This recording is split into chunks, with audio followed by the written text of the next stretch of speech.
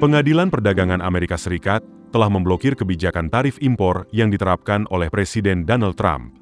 Menurut pengadilan, Trump telah melampaui wewenangnya dengan menerapkan tarif menyeluruh terhadap negara-negara yang menjual lebih banyak barang ke AS dibandingkan yang mereka beli. Pengadilan Internasional Perdagangan yang berbasis di Manhattan menegaskan bahwa konstitusi AS memberikan kewenangan eksklusif kepada Kongres untuk mengatur perdagangan dengan negara lain yang tidak dapat digantikan oleh kekuasaan darurat Presiden. Meski demikian, pengadilan tidak menilai apakah kebijakan tarif Presiden bijaksana atau efektif. Namun, kebijakan tersebut tidak diperbolehkan karena Undang-Undang Federal tidak mengizinkannya. Tak lama setelah keputusan dibacakan, pemerintahan Trump langsung mengajukan banding. Putusan ini muncul dari dua gugatan hukum terpisah. Salah satunya diajukan oleh Liberty Justice Center atas nama 5 pelaku usaha kecil AS yang mengimpor barang dari negara-negara sasaran tarif, dan satu lagi oleh 13 negara bagian AS. Para penggugat, yang termasuk importir minuman dari New York dan produsen alat edukasi dari Virginia, menilai tarif tersebut akan menghancurkan bisnis mereka. Gedung Putih dan kuasa hukum penggugat belum memberikan tanggapan atas putusan ini. Namun, Stephen Miller, wakil kepala staf Gedung Putih dan penasihat utama kebijakan Trump, menyebut putusan itu sebagai kudeta yudisial yang tidak terkendali dalam sebuah unggahan di media sosial. Jaksa Agung Oregon, Dan Rayfield, yang mewakili 13 negara bagian dalam gugatan tersebut, menyebut tarif Trump sebagai kebijakan yang ilegal, sembrono, dan merusak ekonomi. Trump berdalih memiliki wewenang luas menetapkan tarif berdasarkan International Emergency Economic Powers Act, undang-undang yang sejatinya digunakan untuk menangani ancaman luar biasa selama kondisi darurat nasional, seperti membekukan aset negara musuh. Trump menerapkan tarif menyeluruh 10% pada April lalu, menyebut defisit perdagangan sebagai darurat nasional, dan menaikkan tarif untuk negara dengan defisit terbesar dengan AS, terutama China. Namun, sebagian besar tarif tersebut kemudian ditunda atau dikurangi. Pengumuman pemblokiran tarif ini langsung berdampak ke pasar finansial.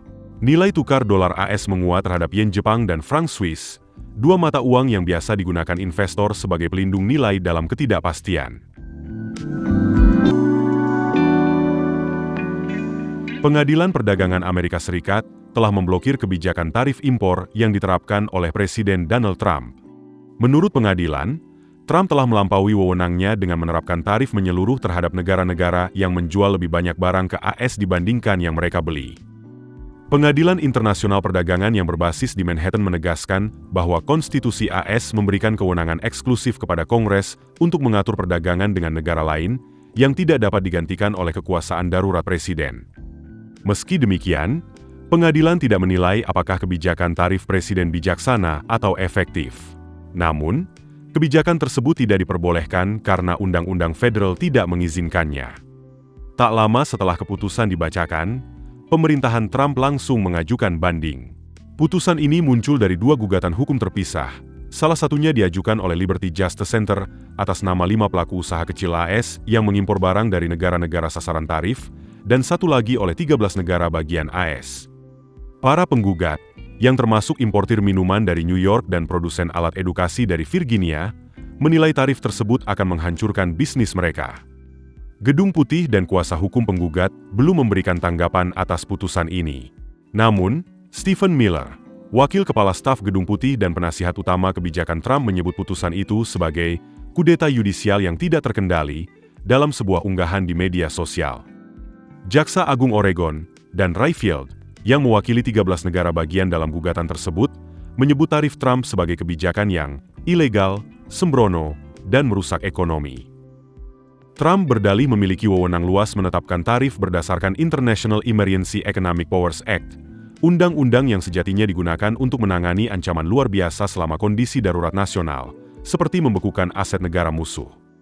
Trump menerapkan tarif menyeluruh 10% pada April lalu, menyebut defisit perdagangan sebagai darurat nasional, dan menaikkan tarif untuk negara dengan defisit terbesar dengan AS, terutama China. Namun, sebagian besar tarif tersebut kemudian ditunda atau dikurangi. Pengumuman pemblokiran tarif ini langsung berdampak ke pasar finansial. Nilai tukar dolar AS menguat terhadap yen Jepang dan franc Swiss, dua mata uang yang biasa digunakan investor sebagai pelindung nilai dalam ketidakpastian.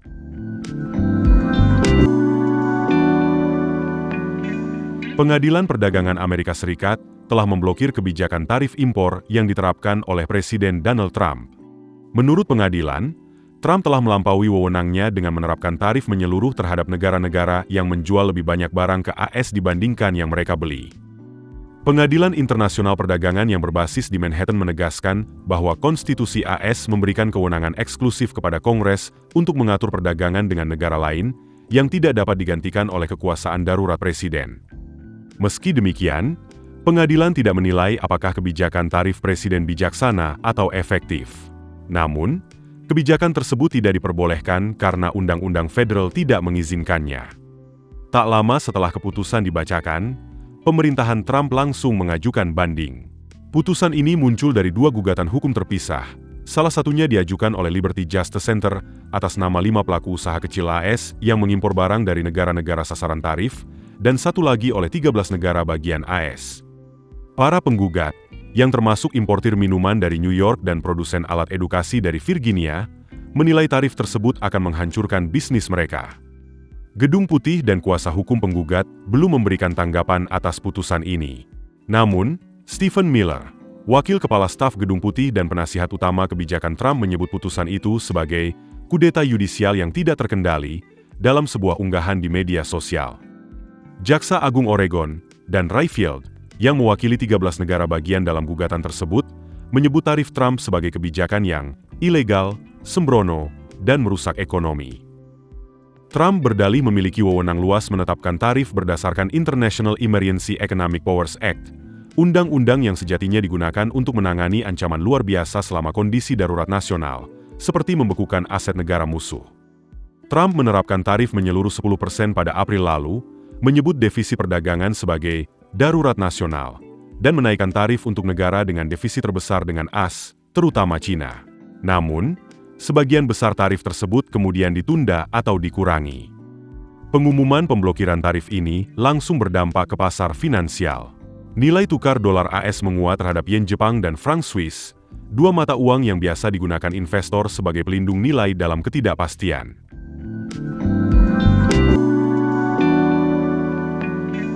Pengadilan Perdagangan Amerika Serikat telah memblokir kebijakan tarif impor yang diterapkan oleh Presiden Donald Trump. Menurut pengadilan, Trump telah melampaui wewenangnya dengan menerapkan tarif menyeluruh terhadap negara-negara yang menjual lebih banyak barang ke AS dibandingkan yang mereka beli.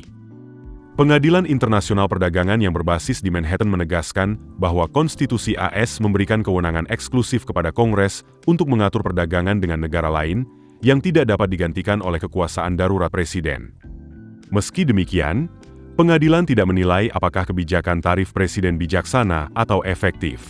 Namun, kebijakan tersebut tidak diperbolehkan karena Undang-Undang Federal tidak mengizinkannya. Tak lama setelah keputusan dibacakan, pemerintahan Trump langsung mengajukan banding. Putusan ini muncul dari dua gugatan hukum terpisah. Salah satunya diajukan oleh Liberty Justice Center atas nama 5 pelaku usaha kecil AS yang mengimpor barang dari negara-negara sasaran tarif, dan satu lagi oleh 13 negara bagian AS. Para penggugat, yang termasuk importir minuman dari New York dan produsen alat edukasi dari Virginia, menilai tarif tersebut akan menghancurkan bisnis mereka. Gedung Putih dan kuasa hukum penggugat belum memberikan tanggapan atas putusan ini. Namun, Stephen Miller, wakil kepala staf Gedung Putih dan penasihat utama kebijakan Trump, menyebut putusan itu sebagai kudeta yudisial yang tidak terkendali dalam sebuah unggahan di media sosial. Jaksa Agung Oregon, Dan Rayfield, yang mewakili 13 negara bagian dalam gugatan tersebut, menyebut tarif Trump sebagai kebijakan yang ilegal, sembrono, dan merusak ekonomi. Trump berdalih memiliki wewenang luas menetapkan tarif berdasarkan International Emergency Economic Powers Act, undang-undang yang sejatinya digunakan untuk menangani ancaman luar biasa selama kondisi darurat nasional, seperti membekukan aset negara musuh. Trump menerapkan tarif menyeluruh 10% pada April lalu, menyebut defisit perdagangan sebagai darurat nasional, dan menaikkan tarif untuk negara dengan defisit terbesar dengan AS, terutama China. Namun, sebagian besar tarif tersebut kemudian ditunda atau dikurangi. Pengumuman pemblokiran tarif ini langsung berdampak ke pasar finansial.